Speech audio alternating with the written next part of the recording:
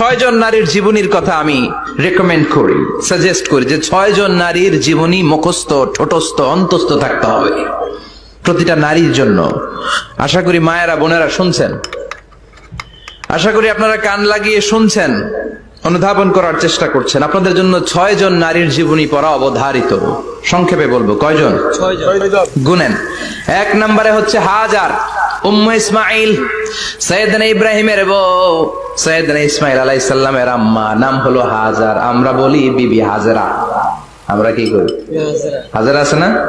এই প্যান্ডেলেও হাজরা নামে দুইজন বোন থাকতে পারে। আসলে নামটা হচ্ছে হাজার। নামটা কি? হাজার। হাজার। এই হাজার হচ্ছে আপনাদের 1 নম্বর মডেল।